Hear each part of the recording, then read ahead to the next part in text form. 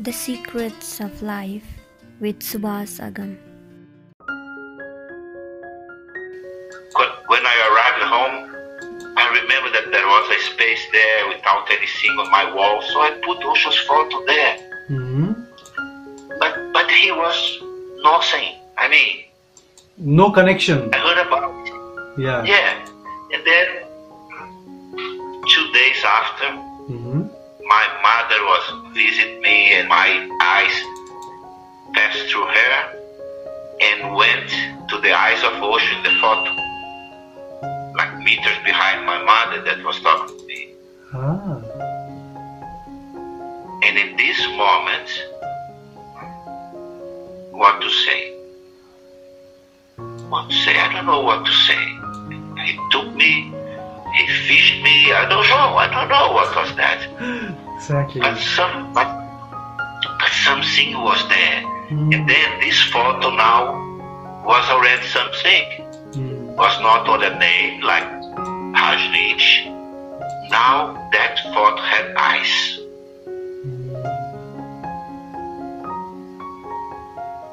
And that was the danger. That was the sacred danger of my life. And I was in the middle, like just meters and meters ahead, but in front of Osho, like in the same direction. For a second, the eyes of Osho, oh, I got like this, came to my eyes. Oh my. But I'm talking about, I don't know, 100 meters, 50 meters, I have no idea what's that. Yeah. And in this moment, Suvas, the whole misery of my life, all my lies, I cannot, at that moment I couldn't use the word ego, because I was not sure of what was that. I was just drinking that presence for 1 year, but I was not going to the psychological studies and this and that. I became a bhakt in that moment. So I didn't have so much literature about. But all my lies and miseries and fears and jealous, everything, all this trash, start to come up in the Buddha Hall with Rajneesh Manji. And everybody knows how was Rajneesh Puram Festival. Osho, Buddha filled, real love and real party and real joy and thousands of hugs and beer and so. For me, no. For me, it was just go inside the tent in that summer hot time, crying and suffering, and sometimes going out to eat something and going back to the Rajneesh Mandir at 6:30 in the morning to see Osho. But it was 1 week crying, suffering, maybe something of the configuration of the brain of the Master, of the heart of the Master, of the holy history of that human being. I think that when you go to his eyes, and then when we merge into it, merge into the Master, and everything changed from that time. It's like to be pregnant from Osho. It's not something like, is him always with you? Is him inside you, outside you, you and Osho, Osho and you? That freedom. Because when Osho was speaking with us, talk with us, talk with the press, in all the situations, in the lovely day by day of the commune, much before the FBI,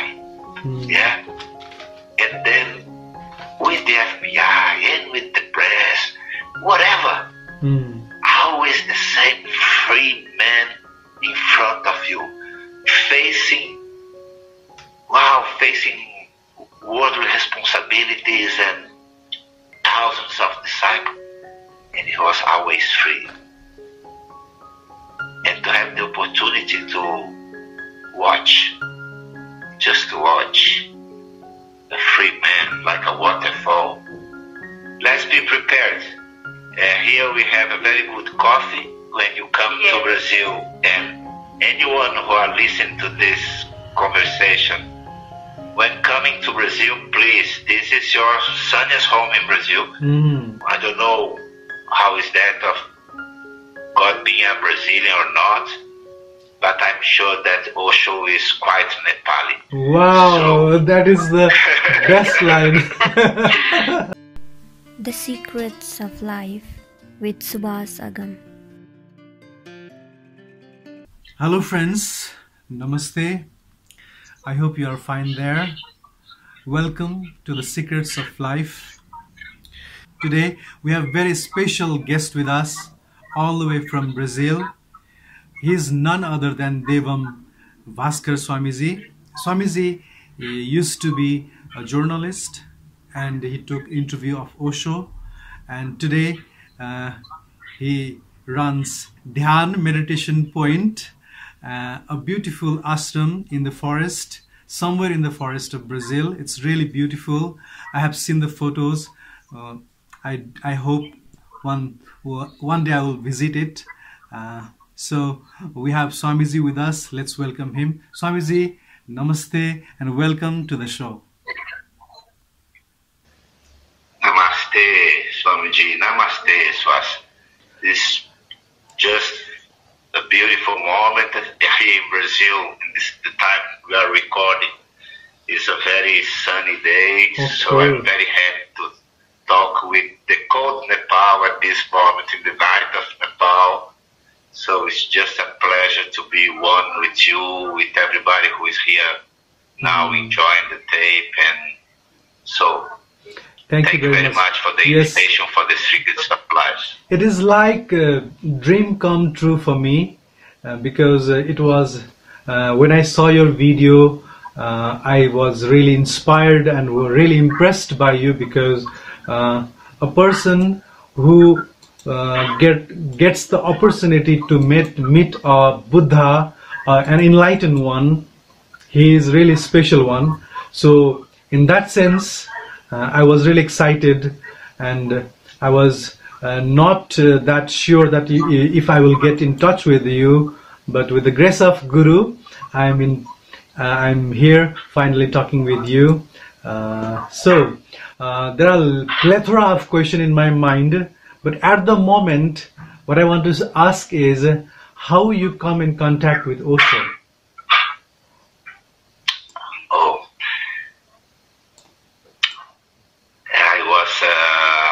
I was very young. I was like 22. Okay. And I was already a journalist, and I was doing some summaries to a bookstore. Okay. And then I wrote few stories for them. Mm-hmm. But the guy who was in charge in the library, the owner of the library, the publisher, he was very famous because he doesn't used to pay the people who work for him. Uh-huh. So I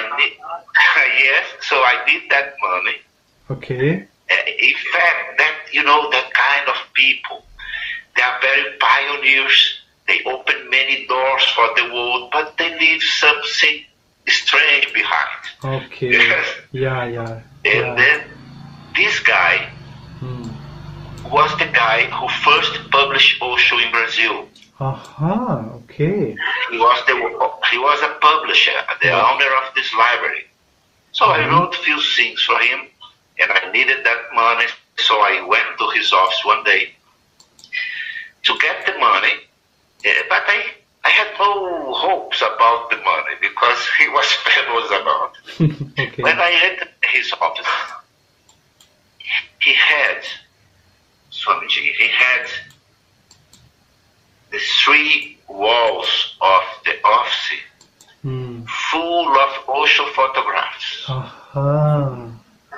Wonderful.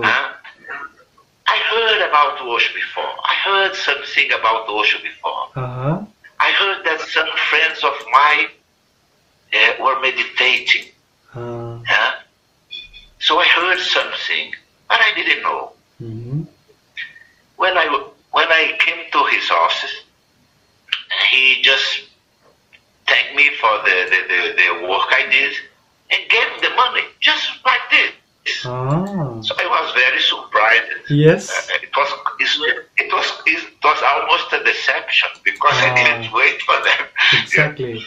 So I got a little bit surprised, and then I said, "My friend, you have so many photos of this man on your wall. Wow. Why don't you give me one of these photos?" Okay, great. But it came from my mouth. Maybe making fun. Because I didn't intend to speak anything like that. I don't remember to have this idea before I spoke. And as a very good disciple, this man stood up, took the photo from the wall, a black white photo, and gave it to me. Okay. So I came back home. So with the photo under my arms and with the money on the pocket, when I arrived home, I remember that there was a space there without anything on my wall, so I put Osho's photo there. But he was nothing. No connection. I heard about it. Yeah. And then 2 days after, my mother was visit me, and probably she was talking some boring thing, I don't know, because my eyes passed through her and went to the eyes of Osho in the photo, like meters behind my mother that was talking to me. And in this moment, what to say? I don't know what to say. He took me, he fished me, I don't know what was that. Exactly. But something was there. And then this photo now was already something. Was not on a name like Rajneesh. Now that photo had eyes.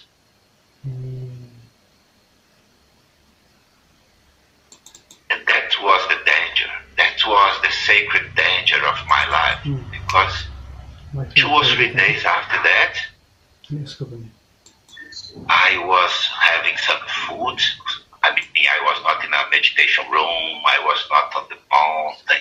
I was in a very normal Italian restaurant, enjoying some pasta with a friend, and then again, from my mouth, without any thinking, came I took sannyas. Okay. I said already in the past, I took sannyas. I was not thinking about that. I was eating my pasta with my girlfriend, and But in this moment, and I think that everybody here knows this feeling. In this moment,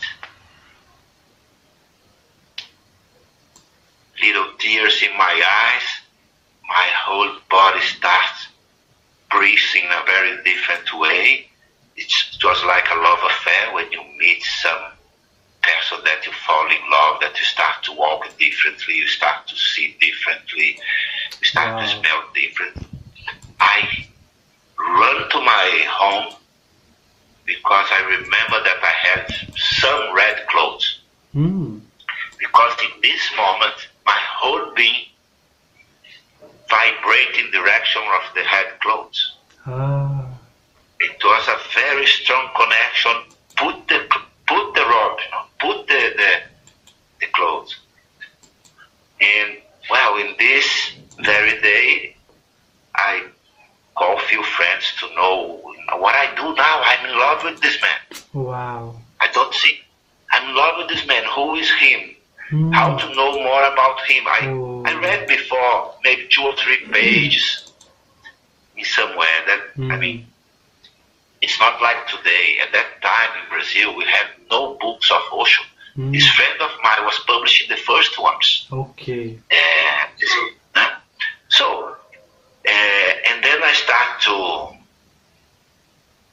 do, in the next day, I did my first dynamic meditation.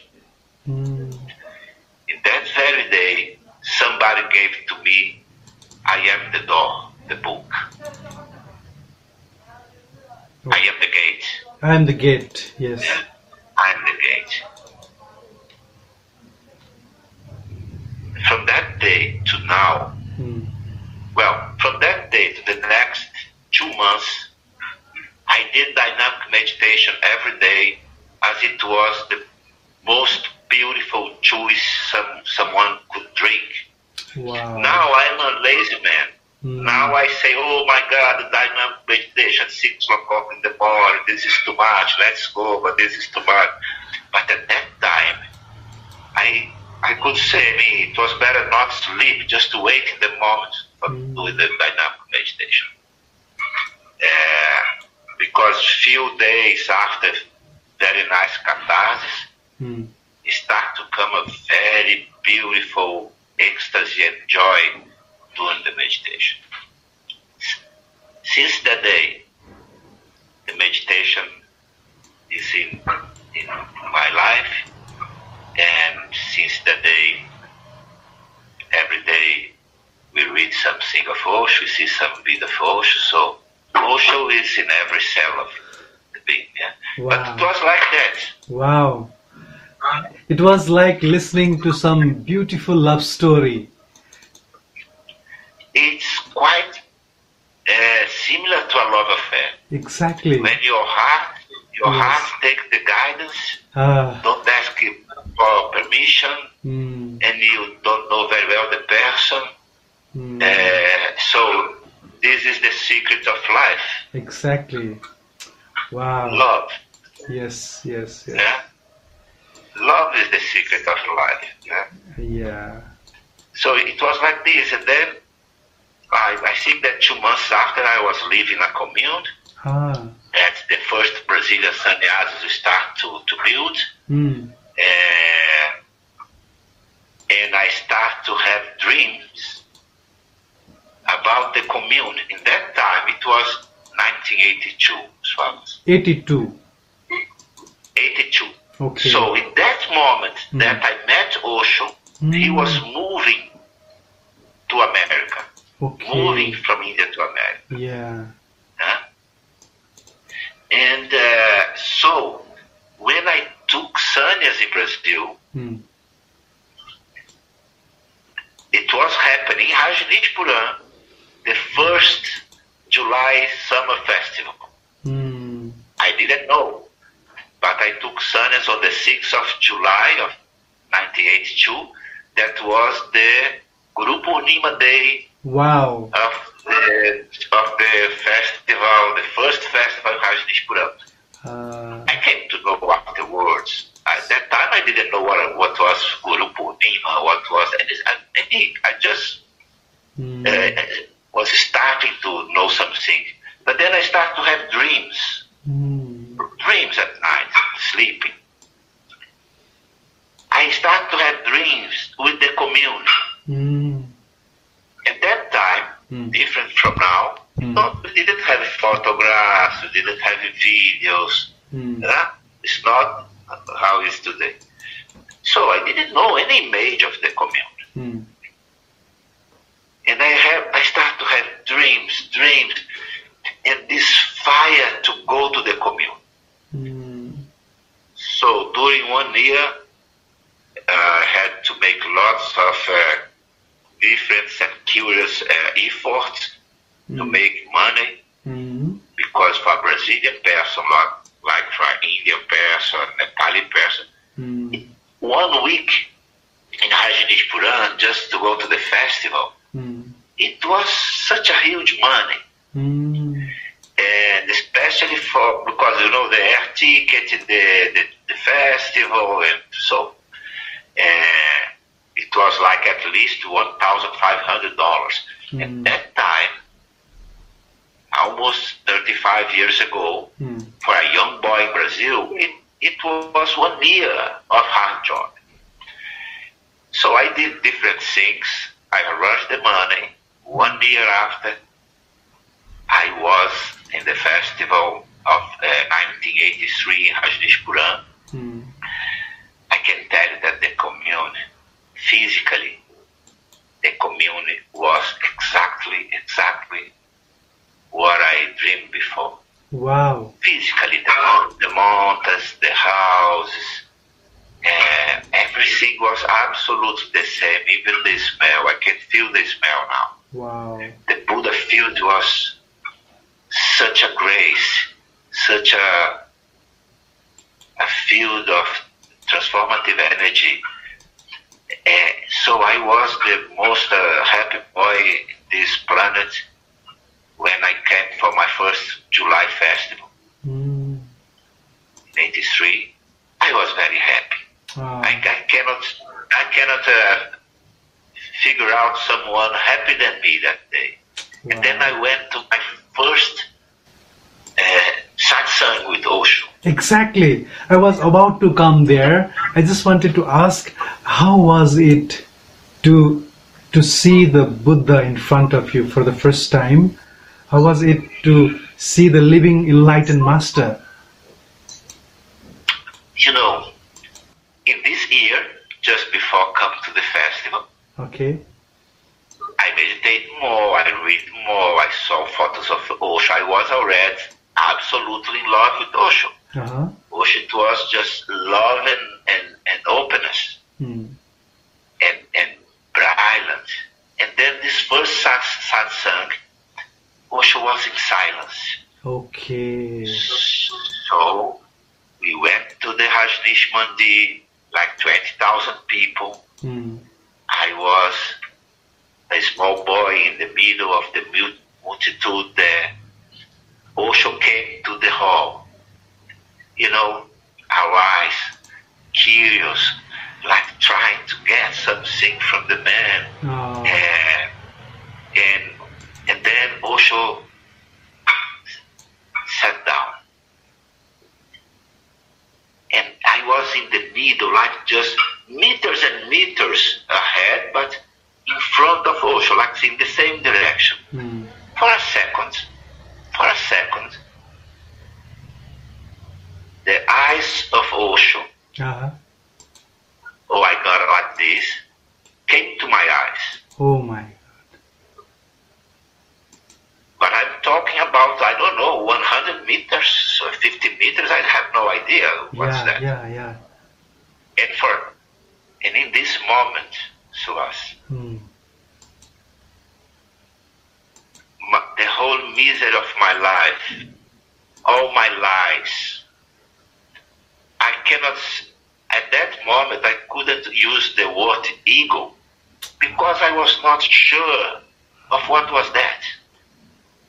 I was just drinking that presence for 1 year, but I was not going to the psychological studies and this and that. I became a bhakt in that moment. So I didn't have so much literature about. But all my lies and miseries and fears and jealous, everything, all this trash, it started to come up in the Buddha hall in Rajneesh Mandir. When this moment when eyes of Osho touch my eyes, you know, when you see him, you go and when you see Osho's eyes, you used to go to his eyes like we go to other people's eyes, looking for someone behind the eyes. And when that eyes touched my eyes, there was 2 big dark holes behind. There was no person, there was nothing. It was just darkness. It was this, how do they call this thing, this in the cosmic thing is the buraco negro, the black road. It was like two black rooms. And then I started to cry and suffer. And all my small eye showed for me, like, wow, see that. It was too much. I suffered, I cried. I felt myself like the worst thing in the world. Oh my God. And during this whole week in the Rajneesh Puram festival, and everybody knows how was Rajneesh Puram festival. Osho, Buddha filled, yes, real love and real party and real joy and thousands of hugs and beer and so for me it was just going inside the tent in that summer hot time, crying and suffering, and sometimes going out to eat something and going back to the Rajneesh Mandir at 6:30 in the morning to see Osho. But it was 1 week crying, suffering, and if one day in this life the thought of suicide come close, it was that moment. Okay. Because probably for 1 second this thought came, because it was impossible, unbearable to see so many things about myself at once. Like everything in a Osho concentrate everything in 2 minutes, and I could see all my misery. And the funny thing, so I suffered for 1 month. When I came back to Brazil, I went to a very isolated beach, and I went to a very poor little house where I could stay, and there I sleep and cry, sleep and cry, and nothing about the beach or the sun or the girls, nothing like that, just crying and suffering. After some time, I started to breathe again. Yeah? And for sure, I had many situations in life, many suffering, but from that day, 2 things happened for me. One, I lost the fear of watching myself. Okay. Sometimes I watch myself and it's painful. Yeah? But there is no problem anymore. I don't have this fear of seeing my fears. I don't have pain of seeing my pain. Osho opened that. Not even the courage, the simplicity of watching yourself. And whatever comes, comes. And the other thing that happens that was illogical is that, see, someone make lots of efforts to make money and travel and go to see the guru. Yeah. Yes? Looking after ecstasy. When I see your face, ecstasy. Exactly. Yeah. When I see your eyes, face, and you don't find ecstasy. You find pain and suffering. And this is the illogical thing. Because since that day, nothing was more, there was nothing more in my life than make money again, go back and live in that commune and live near to that man. But this is very illogical. The logical thing is no escape from the devil, from this antichrist or something like that. Huh? But my whole being had no doubts, no thoughts, nothing. Osho entered in my heart and there was no space for logic anymore. And I went to live in Rajneesh Puram just 1 year after, and there I stayed until the end of the commune. So this is the story more or less on. Yes. It was just. I just don't want it to stop you because it was It was very powerful story. It was a very, very powerful experience. So just I felt to ask you that meeting an enlightened master, it is really different, isn't it? Because like for you, when I heard your story, it felt to me like it was a process of cleaning yourself. His energy was cleaning you. His aura was making you like dive into the ocean and now Ganges and be pure and come out. So it was like that process of becoming pure. All those misery, all those suffering came in front. You were crying and crying. It doesn't happen with everyone. It just doesn't happen to when you meet some ordinary person, isn't it? It happens when you meet only this kind of Buddha or enlightened master. So it was really a big process of cleaning. And I believe that you are not the same person afterward, isn't it? No, since that day, sure. Since that day, life goes on and the consciousness goes on and on expanding. Yeah, it's always a process. It's always a process. Never stops, never ends. Yeah. But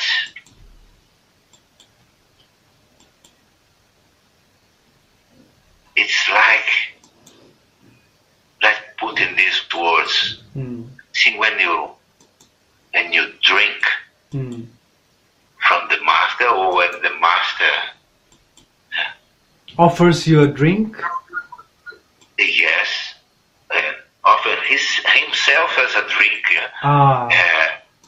Yes, I think that some of the configuration of the master, I'm talking about an energetic process, maybe something of the configuration of the brain of the master, of the heart of the master, of the whole history of that human being. I think that when you go to his eyes, and then when we merge into cross it, the limit, merge into the master, and everything changed from that time. It's like to be pregnant from Osho. It's not something like, is him always with you?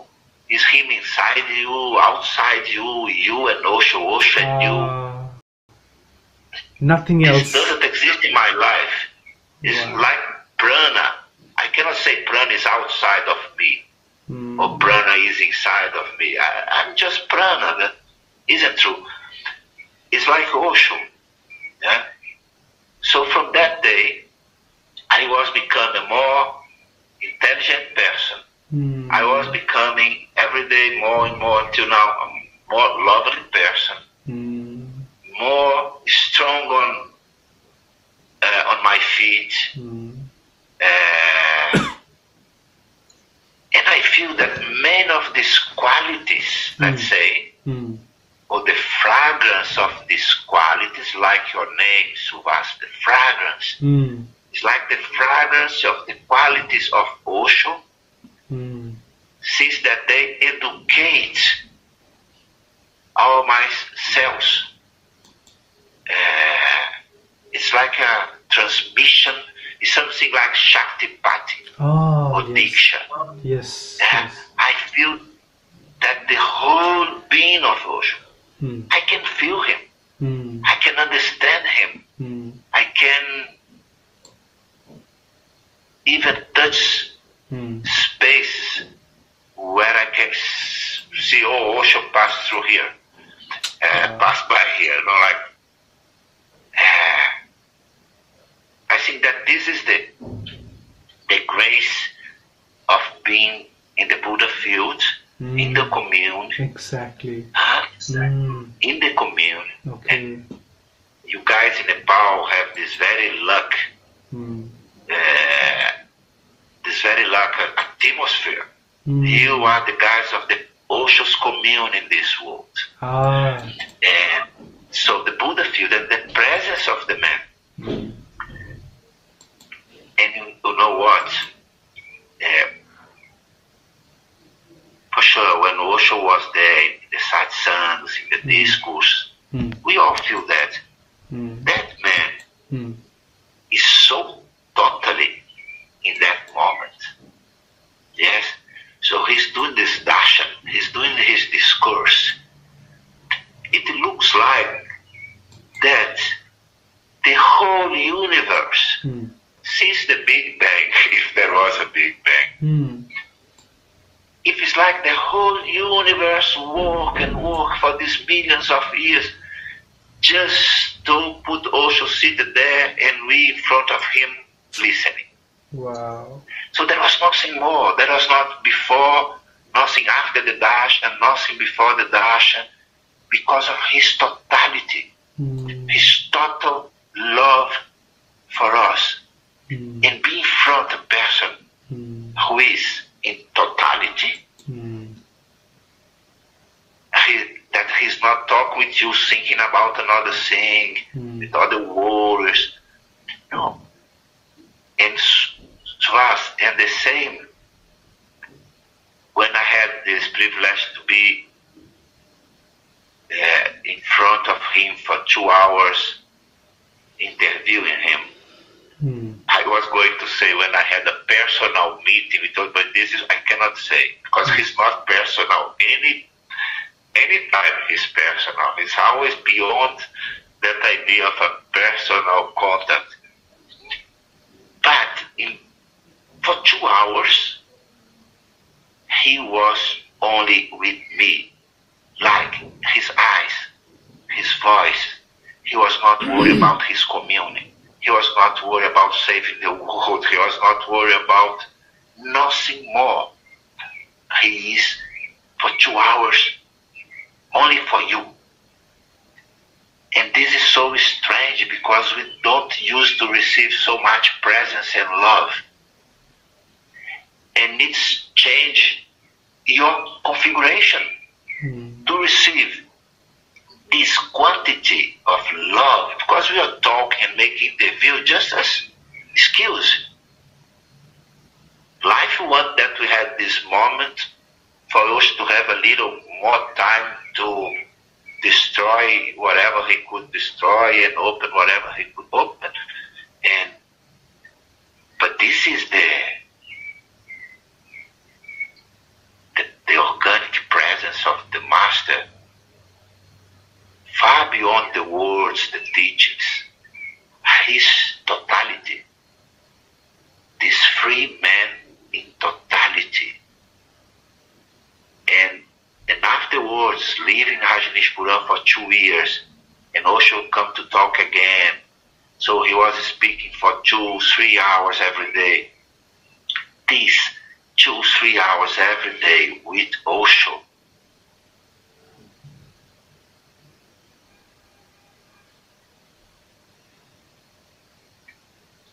It's how to say, it's not only a process of what you learned, what he was teaching, but that Buddha field change the person, change everything. So, yes. Yeah, it is something that is not possible to put into the words, isn't it? I can feel that. Yeah. Yeah, because that freedom. Because when Osho was speaking with us, talk with the press, in all the situations, in the lovely day by day of the commune, much before the FBI, yeah, and then with the FBI and with the press, whatever, always the same free man in front of you, facing worldly responsibilities and thousands of disciples, and he was always free. And to have the opportunity to watch, just to watch a free man like a waterfall, talking without thinking about any adjustment with the politicians or with the press. No. And not even challenging these people. Just free to say whatever.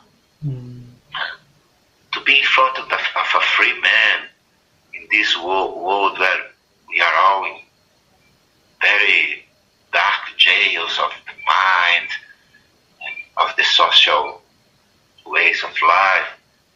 So to be in front of a free man, wow, it's great. Yeah. It's great because sometimes the feeling of him inside is like saying every time, be free also. Be free also. I mean, we are the same. So if I'm not free, I'm disturbing Osho because he's in me and I'm in him. Wow.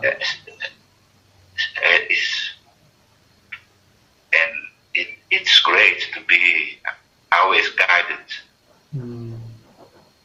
by a man who just say, be free, and be conscious and go for it,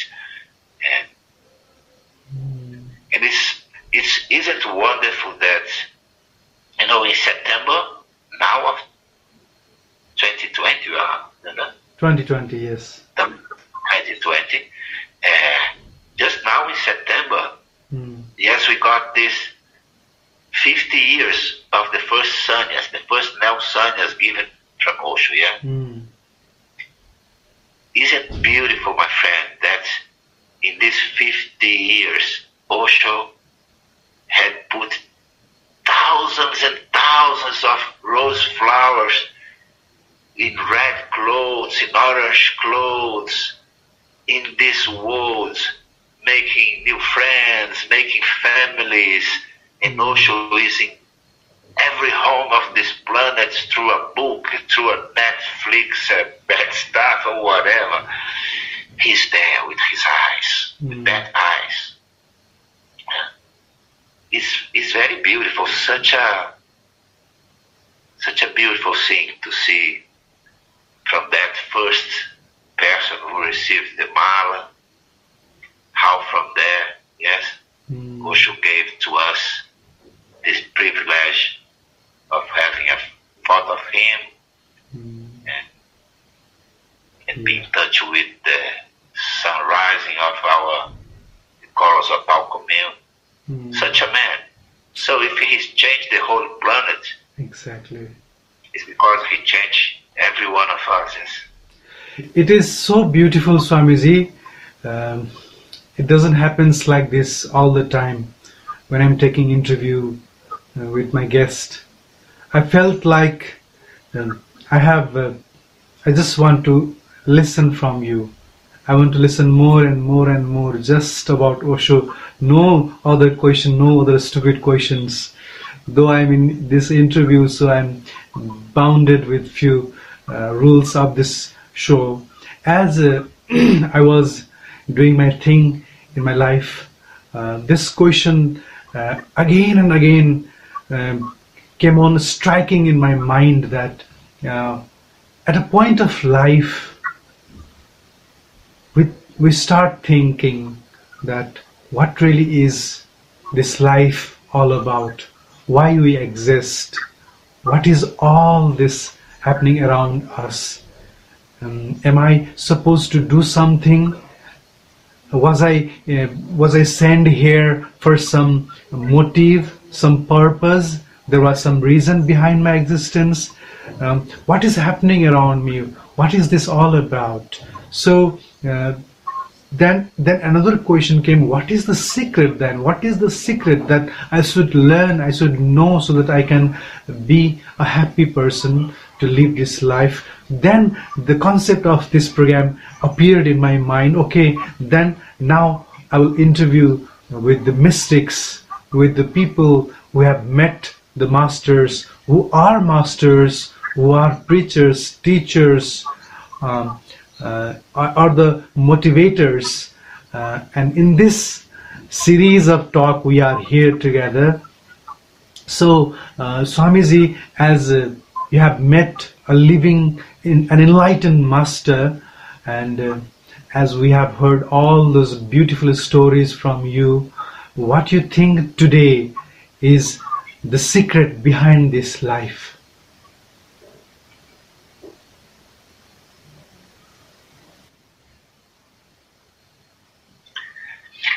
I didn't think that I would answer this question because it is a secret, yes.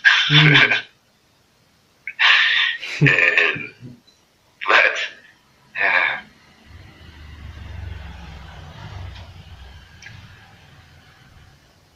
there are a few secrets. The most important, the most hidden secret, that you don't want to go there, is that there is no self. There is no wonder.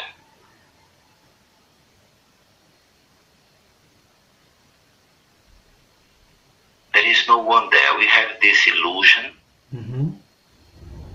of I'm going to get enlightened, what I can do to something. Yeah? We are so identified with the idea of doing something, putting things better, resolving problems, healing ourselves. We are so in the habit of the existence of one I who is doing something. And this illusion or this idea of I is the base of our suffering. Because this I, let's say the little I, he's made of fights, of points of views, of positioning. Yes. So this little I, built by the mind, that's why he's made of opinions, comments, points of views. Yes. He's fake.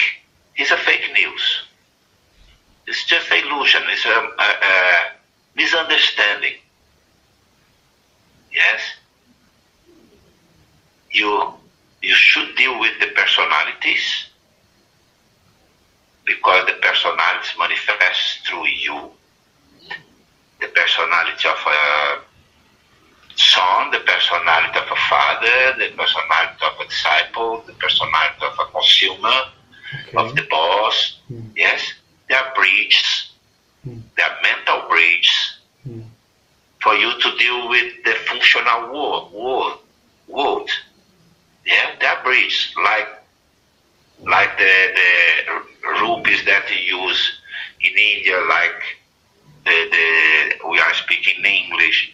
Yeah, they are instruments, bridges for us to understand each other. Exactly. In exchanging the functional world. But this, your home, you don't build on the bridge. Your home is not the bridge. Exactly. No one builds a home over the bridge. Yeah? Yes. So the secret of the secrets, and that is our last temptation to hold, yeah, is surrendered to the fact that there is no I. So you can relax. Okay. There is no I. There is no I. Buddha, Suvas, Buddha said something so beautiful.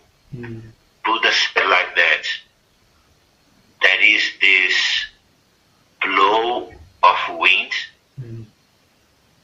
but there is no wind wind blowing. Okay. Like the breeze, like the wind, we are just phenomena. Okay. With five senses, with the capacity of thinking and projecting. We are just phenomena. Okay. If you get so attached of the idea of this little I, made of ideas, I am disciple of Osho, the most important person. No. No. Because then you fight with the other one who has the other guru or something. So this idea is the secret of secrets. I think that when you realize this secret, something, this is at least the experience I'm growing in it. More you realize this secret, the yes grows in your whole being, because the dying of the illusion of the I is the door for the heart get his whole again and guide your life. And the heart is the place of the yes. That's why Osho put us to sing and dance, yes, yes, yes, drinking from life, yes, Bhagwan, yes. Just say yes. Because this is the biggest secret. Just say yes. Just say yes to you, to everything in you, to everything in the others, to everything in all the circumstances of life. From this yes, you can respond to life freely, creatively, but from the yes. From the no should be different. I don't like this way. From this no, you react, you do not respond. In life. Swamiji, is it okay? Is it? I mean, we can say yes to the good situations. Isn't it hard to say yes to the hard situations? As we are just a simple human being, can we say yes to the hardest situations of our life? How to learn to say yes to those kind of hard and harsh kind of situations? From the point of view of, let's say, the very practical question, yes? I mean, what to do in the hard situations of life? Yes. I think that allowing yourself to grow, contemplate on this, meditating on this, observing on this, and allowing, letting this yes grow in your life, exercise that. It's not philosophical. Be vigilant, relax but vigilant of that. Observe like you observe your breath, observe your yes and your no. When you go to the bakery, when you go out, and whatever happens when the computer doesn't work well and something, just see the fight, the no and the yes. Just observe. And the yes goes growing. This yes became very organic. This yes can become very organic. So we need to cultivate the culture of saying yes. The computer is broken. Let's repair the computer. There is space. The space of complaining between the computer is broken and let's repair. This gap where you can complain and ask, wow, God, why is my computer? I'm a sannyas, I'm a good man. The computer of my neighbor should break, because he's just a drunk man. He's from the politician side. I mean, this gap can disappear and become some organic thing. Because see, say yes is not say yes, and this should be like this. Say yes, is. This is it. Okay. Without any filter of the mind, without any positive thinking, just to avoid to see that my relationship is bad, for example. That's something. See. When you see without resistance, saying yes, this thing liberates you. Because you see clearly the situation. And then you respond in a way that are going to make the situation better. Yes. For you and for everybody, because you can see clearly. When you see through the mind, through the ego, through the defense of the ego, you lose clarity. So it is for the heart. What I want to say is to remember to say yes, to not lose time in fighting with what it is. Go for the response. Okay. Go for the creative response. Right. Yeah. Don't lose time. When I say that, I'm saying that this is especially useful for the worst moments. Right. Swami, It's for the I think I it's for got the heart. really good answer from you. At this moment, you are running this beautiful ashram meditation point in somewhere in the forest of Brazil. I have seen the photo. It's really beautiful, and you are doing really marvelous job.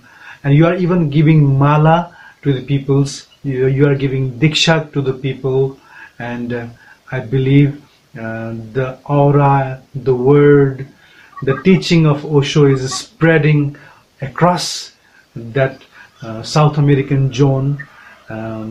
You are doing really marvelous job. But let me ask you how this ashram was created, because we have such a beautiful ashram also in Nepal, Tapovan, Osho Tapovan. At the first glance, when I saw the photo, I felt like, wow, it looks like Osho Tapovan, because from the top, exactly, it was surrounded by the green, lush green forest, and it was exactly in the middle of the forest, and it felt like, wow, it looks like Tapovan. And then when I saw the rest of the detail, of course it has its own uniqueness. How did this happen? How this happened, and how the concept of doing this appeared in your mind? Yeah, me and my partner, Niranjana. You are gonna see Niranjana in the last moments of this conversation, because Sure. we're gonna bring Niranjana back, right, Suvas? Right. Yes. Niranjana is my partner, and she's a very amazing, good photographer, and she got this honor that during 1 month in Pune 2 in 1989, she had 1 full month photographing Osho on the darshans, on his garden, in the Rolls Royce. So she has very beautiful photos of Osho, including that I hope you are all enjoy here behind myself. So Niranjana and I used to give meditations in few retreats all over Brazil and some countries of South America. And people start to say, we're going to want to be a little bit more closer of you. We want to know where you live, how you live. We want to know your home. Very warm expressions of love and empathy, And then people, suddenly many people start to say the same thing. Okay. Yeah. So we had to hear the divine voice, because it should be some divine voice manifesting through many people, because I cannot talk about coincidences anymore in my life. listening to your stories, I feel like you are the chosen one. You are not an ordinary person. You were chosen by Osho. So of course this should have happened. So it happened to you because you were chosen by Osho. So please continue the story. But I just wanted to say that you were chosen by Osho. Yeah, I hope Osho doesn't make this kind of mistakes. Mistake. Beautiful. Thank you, Suvas. Thank you so much. And so then we decide to open the house. Okay. We are living here for 2 or 3 years before we open as a meditation center. Nós estávamos vivendo aqui há quanto tempo? Yeah, we were living here in this place for 3 years. And when Niranjana was building the house, because I'm very useful for this kind of things, but Niranjana is a very strong woman from the side of Taurus, so she could build a home. And she was always saying, Bhaskar, my feeling are not building a home, instead of building an ashram. Oh, she used to say that during the construction. And then 3 years after we moved for this place, people start to ask, and then we decide to open the house for one first retreat. Okay. But this place is very far away. Yes. We are at 3 hours of distance of the first big city, and people all over Brazil come to the first retreat. Okay. It's a small place. You can just have 21 people in the meditation room. It's an intimate meditation room. But then people start to ask more and more, and then some group of worshippers start to offer their love to help us on the website, on subscription. So it was from the love of the friends. Okay. They love Niranjana and I. They respect us. They have us as a kind of very good teacher. Sometimes they call us a master. But we have a very huge and amazing group of really friends. We don't have any relationship like master and disciple and any kind of trip. But they sometimes call me a master because what to do? They learn something here. Out of love. But it's made, the ashram is made from friends. We got some money in the beginning to build a few things. We did crowdfunding. And so now, before the COVID, we had one retreat every month. Okay. In my retreats, How many people can you accommodate, Swamiji? Yes. There is a very small village here. Okay. Of 200 inhabitants. Okay. Only 200 people live there. It's a very small village from where people that are descendants from the African slaves who came to Brazil some centuries ago. Okay. They have this small village in many parts in Brazil. There are small or medium villages from slave descendants. They have their own way of living. They have some very beautiful connection with the earth. So they are very beautiful black people and very simple people with a very good food. And people who come for my retreats, they sleep and they have the breakfast on the homes of the village. And then they come for the whole day here with me, and at night they come back and they have their good rooms. But it's good because then the ashram is just a space for the meditation. We don't have space for living. But it's good, Suvas, because, for example, we make some money, we live from that. Exactly. But we also generate some money for the village. You know?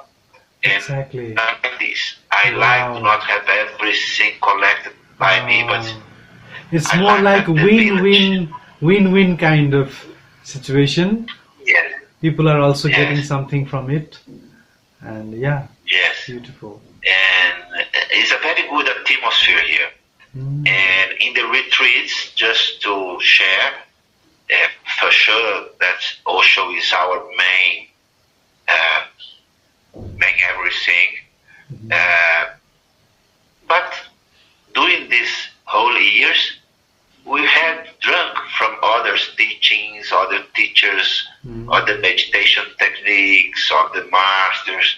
So we don't have any problem in not being in this way pure Osho. Like say, we don't do anything that's not Osho, that was not created by Osho. No. We in a very relaxed way, we absorb other techniques, other meditations. They're all the same. Exactly. It all leads to the same thing. Yes.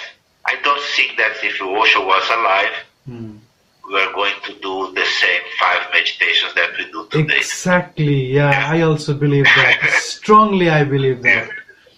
Yeah. I think that we should be doing the same because there are kind of signs. But I like this fluidity. Other things I like this. And mixing things also. Exactly. There are few also disciples who think that we should always stick exactly with what he said and what meditation he purposed, he offered. I believe that if he was alive, he would have added lots of more thing into it, and he would have changed it with the time. As master also evolved their techniques according to the time, according to the situation. But there are people who are totally, like strongly stick with the old trend, and they don't want to change.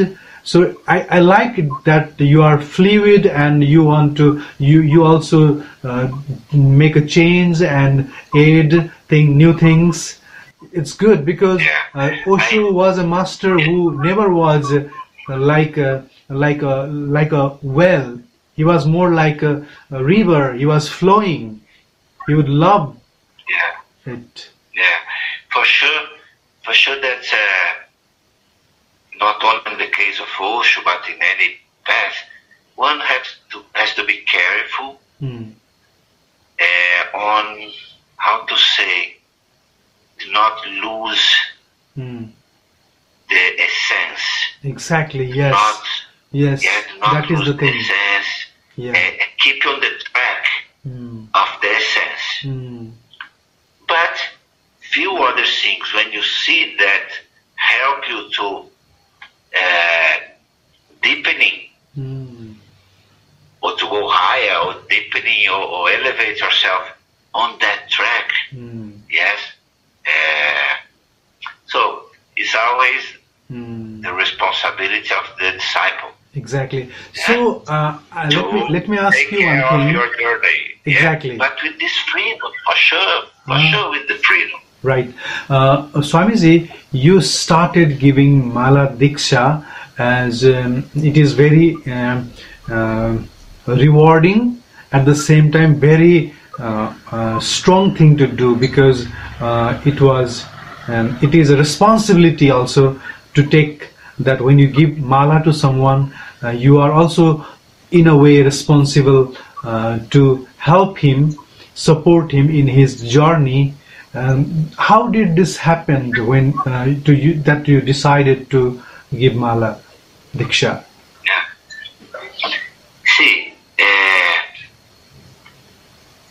people who, let's say, enjoy or surrender this confidence to receive such kind of energy and live the moment, such a wonderful moment of life with me. They know and they use that. They know that I'm very available. Okay. I'm very available. All the time I'm available. Okay. No distance, no money on this disponibility for the other. But that's it. And so you are right. You have some role in it, some attention on the person, on the people. But at the same time, it's very strong the feeling that, well, now Osho is taking care. Yes. You know, at the same time. Yeah, so again, we go hand by hand with Osho. Exactly. If I'm not there, Osho, please pay attention, because sometimes I'm distracted. But okay. But I have this strong feeling of Osho is taking care, and I could say that the most beautiful thing that one can witness is when you know someone and you work with someone in the meditation room, and then and the person comes again, and then one day he takes sannyas or something. When you see the master appropriating of the other person, getting the other person, you start to take the other person in the arms, making dance or making cry. But when you feel the energy of that, the master came, now it's on him, now it's already in his arms. Yes. Yeah? And when you can see that happening, when you can more than feel something, quite see this energy happening, and embracing the master deciding to embrace that person for the rest of the life, and you change the life of this person, you can see the eyes of the person, that configuration, that reconfiguration is also happening for him, as I felt for me. These are one of the most, it's as beautiful as see the raining, and the rainbow is such a beautiful thing to see when this energy happens. You know that. Yes. All sannyas who have been in the meditation rooms know that when the Osho is here now, yes. We are flying away. We feel that. We feel that. Yes. We feel the aura. We feel the energy. It feels something is different now. It is not like before. Yeah. Like even in this interview, when the interview started, it was not like that. But later on, with the flow of interview, I felt like something is different now. I felt really some special sensation in my third eye. I really felt something different when I was in the process of still in this interview. Yes, Swamiji. So let me ask you one thing that you asked in your interview with Osho, that Brazilian people think that God is Brazilian, and it was so beautiful when Osho said yes, God is Brazilian. I was laughing.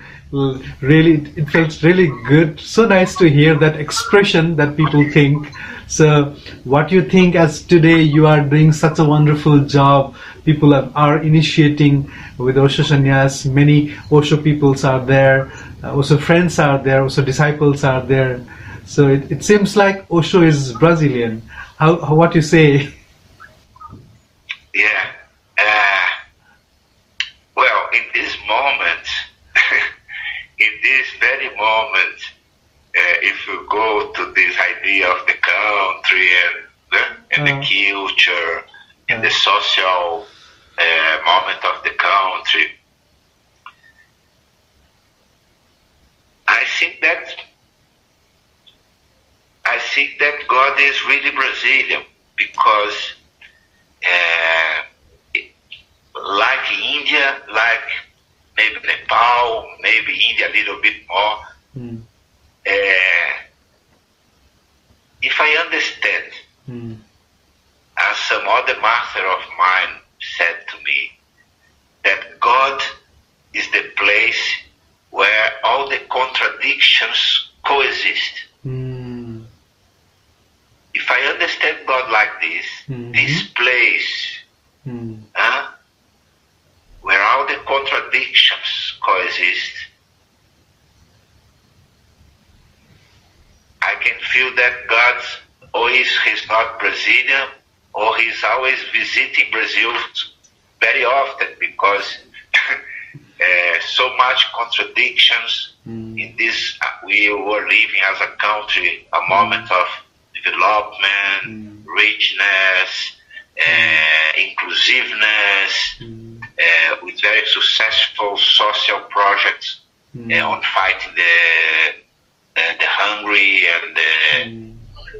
and to fight the poverty. And so we are in a very good moment with millions of people going out of the misery and start to see their children going to the universities and so. And suddenly we had a very drastic political change, and a very sick guy was elected president. Okay. And we have now in the social and political stuff, and for hungry people, for people in the poverty, yeah. So it's such a dimension of life for where I think that we spiritual travelers, we should not close our eyes. Okay. Our expansions of consciousness, our expansion of love, our expansion of brotherhood should also manifest in all levels. Right. I feel very much that you don't have to be a politician, you don't have to be an activist, but we all should be with very open eyes. Yes, you should be aware. Yeah, you should be aware of the situation. Exactly. Yes, and because, we cannot be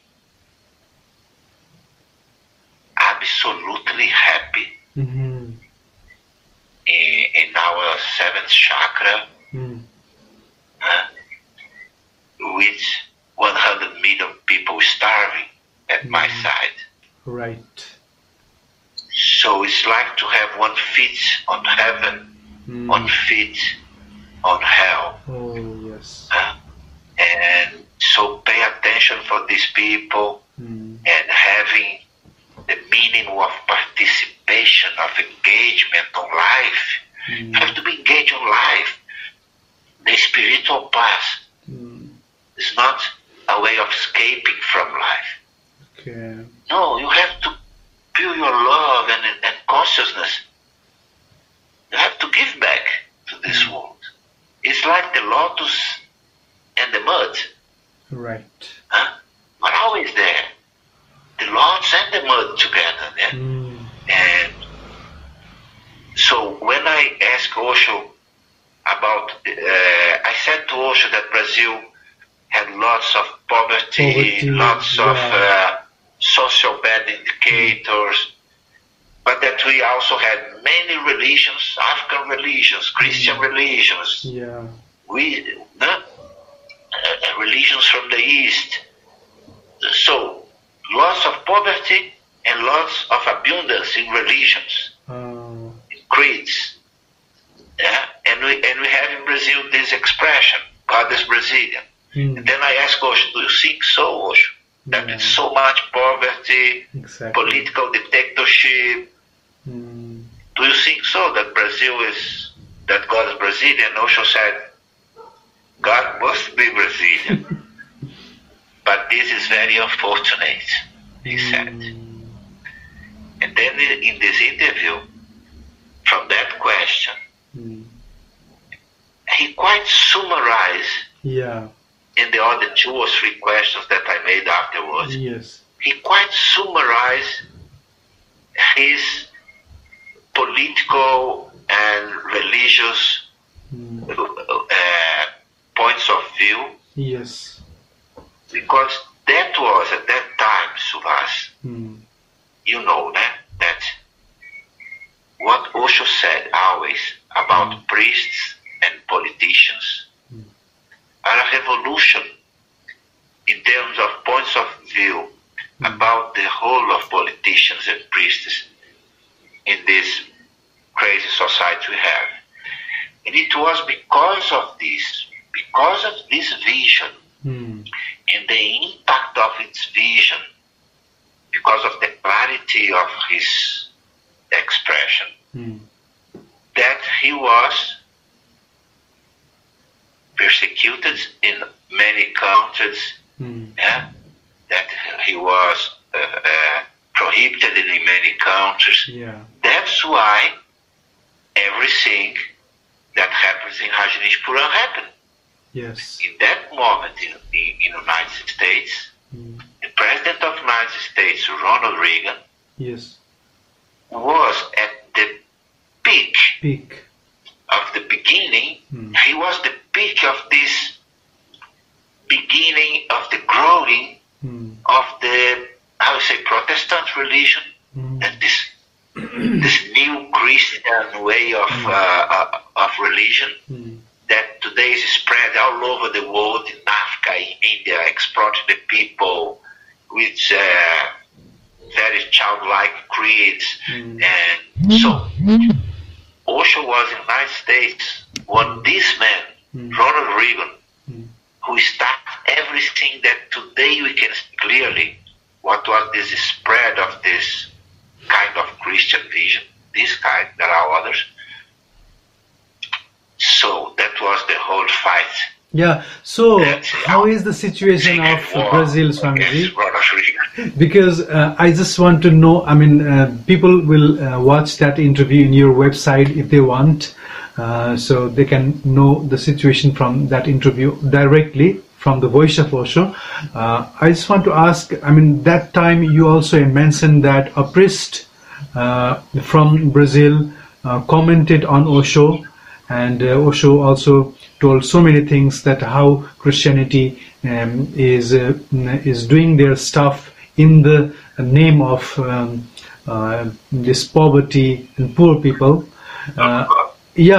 Let's say, let me ask you, how is the situation of Brazil now? How are people thinking about Osho? How is the situation? How people take Osho today?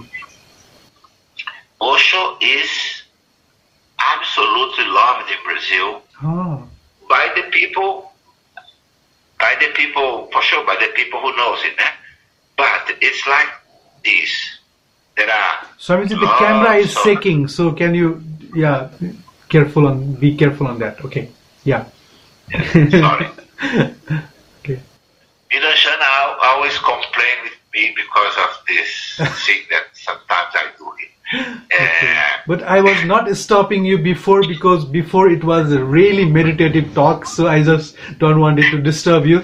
But now it is political, so let me disturb you now. Now we can do. So there are the old sannyas, let's say like this, many, we have thousands in Brazil. There are a few meditation centers who are run by sannyasis. Few important institutes who works with bioenergetic and this and that, run by sannyasis. And there are thousands and thousands of people who didn't know Osho, that came to be a sannyasi or Osho's lover. Because now you have, I think, now more Osho's lovers than sannyasis. Because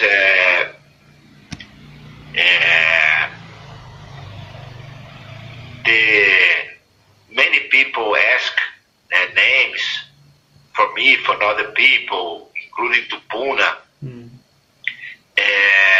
But I think that the majority of people who comes to know Osho now and enjoy Osho and do the meditations and this and that. So to summarize, I felt like the situation is really good. Sannyas or get a mala or go to a ritual. They enjoy Osho, they have Osho. Okay. So great. There are various dimensions of relationship with Osho. Okay. But he's very, very well received in the spiritual commune of Brazil. Okay. Of wonderful. others, spiritual paths, and so he's very considered. Okay, He's great. considered. I believe I have got really wonderful jewels from you. Though you, when I was first time talking to you in the social media, I felt like I'm really fortunate to talk to you. But when I am talking to you right now, it felt like I'm really, really fortunate, because when I just heard you for the first time, wow, I'm really impressed by you, Swamiji, and I had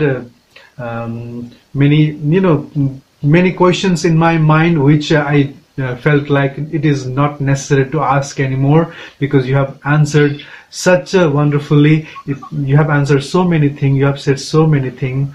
I'm really.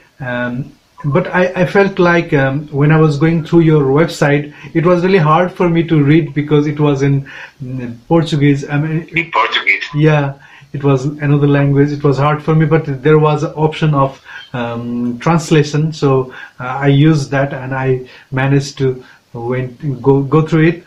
I would suggest you, it would be nice if there is English version of the website also. And I also felt like when I met you, when I talk to you now, I felt like I'm talking to Osho, because I haven't met Osho. I felt the same grace of Master, just amazing. I felt really great that I managed to talk to you today. So what I am feeling is that your ashram should be widened, and it should be more bigger, because so that more people will come from across the world, because you have really great thing to offer. I felt that you are really offering Osho in exactly right way. That was my impression. So I wish the ashram will grow more and many people will come, more magic will happen there. It was great to talk to you. Just now at the end of the program, can you please summarize the teaching of Osho in few lines? What really was the teaching of Osho?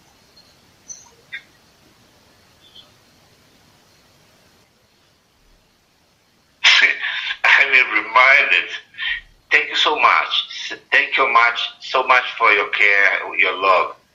And you know what? You people in Nepal have some quality that I never saw any other place. You have, I don't know from where you learned that. You guys have a very sacred feeling with someone who was physically near Osho. Yes. This is something, this is a seed that is in the heart of the people, of Osho's lovers in Nepal. So, when you invite me for this conversation, and I'm sorry if sometimes I was too long, and I'm sorry about my English, to you and to the people who are watching. And when you invite myself, my first feeling was, this friend come from Nepal. I know that in Nepal they have this seed on their hearts. They love to be in touch with Osho through someone who was near Osho. So since that day, I'm just asking to the universal intelligence, yes, to Osho himself, to come, to be with us, because it's about him. Yeah? And you know that Osho always said, when two of you are together, when two of my sannyas are together, I am there also. Yes. So he came and he's here with us, in your heart, in my heart, visiting our brain, our third eye, having fun here with us and blessing us. I thank you so much for that. It's our meeting. It's not me, not you, but our meeting at his feet, who can bring him how he's now together with us, for us, and for the people who are going to see this even recorded. But I was reminded with a woman from the television making interview with Osho, and then asked Osho, could you explain your whole vision, spiritual vision, in 30 seconds, because for television has to be short. Yeah. And everybody in the room laughed, because what is 30 seconds for Osho, yeah?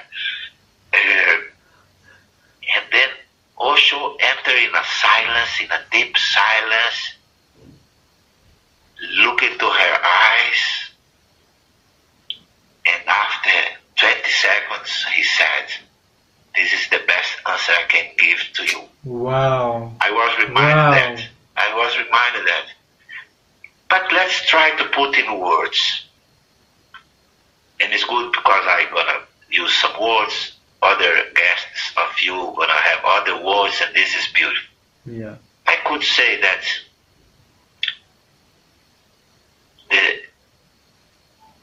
the synthesis of love and consciousness. And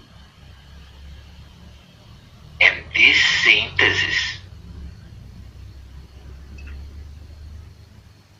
is this yes, is this celebration. Yeah. So when you make, and I think that this is the purpose of our life, to make in ourselves this synthesis of love and consciousness, so we can celebrate. I think that's time for me to bring Niranjana here for a second. Exactly, yes, I would love to. Because, Niranjana, please, I would like to... Yes. She's the sannyasi I was talking about, my partner, Dr. Niranjana, the one who made this photo of Osho here behind us. Pranam, namaste. Lots of love from Nepal. When I was reading the biography of Swamiji, and I saw that you were always as a shadow of him, working together, coordinating the meditations in this ashram, even went to ashram when Osho was there, took lots of photos and videos of Osho. I really was thinking to see you in this interview. I was asking Swamiji, please introduce her for a little short time also. It would be nice. And thank you very much for your service to the Master, to the world, to the peace of this world. You are doing a really great job, Maji. I'm really honored that you are here. You both spoke such a wonderful things for me, for the world. You are doing a really great job. Salute from Nepal. And I wish God will give more health, more good health to you, more blessing to you. And this work, I'm really hoping that this work will grow, because you are such a wonderful soul. So I want your work to grow. It is very rare to meet such a people. So, Maji, can you speak something for us, please? Yes. So, let's be prepared. Here we have a very good coffee when you come to Brazil, and anyone who are listening to this conversation, when coming to Brazil, please, this is your sannyas home in Brazil, and this is especially for you, Suvas, and give our love. Thank you very much. Thank you very much. The friends there in Nepal. But I want to ask, you both were in Nepal, and you visited Osho Tapovan also. You have visited many shrines in Nepal. So what was your expression, or what was your feeling, what was your experience of being in Nepal? Wow, it's so beautiful, and so beautiful people, so nice people, and calm and colorful, and educated. We had a very strong experience in Nepal. We felt that people, for sure, we always have this compassion with India, yeah. I mean, it's on the mind. What can I say? But more refined, more calm.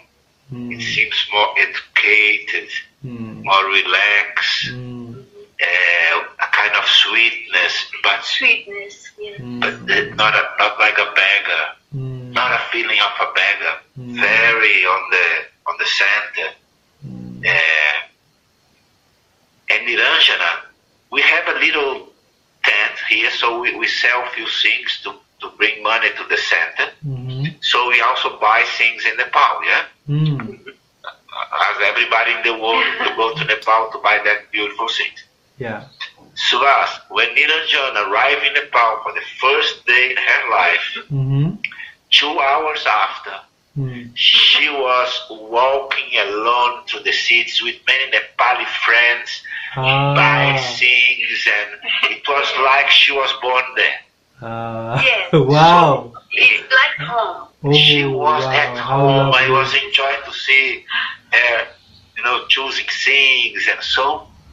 Like very beautiful people, very nice people. And the food is good. Yes. The food is beautiful. Everything. And this huge presence of Osho. Yeah. Yes. Thousands of people had clothes. Many hotels. They have the Osho's name. Yes, it's great to be in a place like that. That's very different from us, from Brazil, with this presence of Osho in the streets, with many people in headcloths. I mean, I know the Buddhists are there and so, but you know that there are thousands of sannyas. This is a glory. Yes, definitely.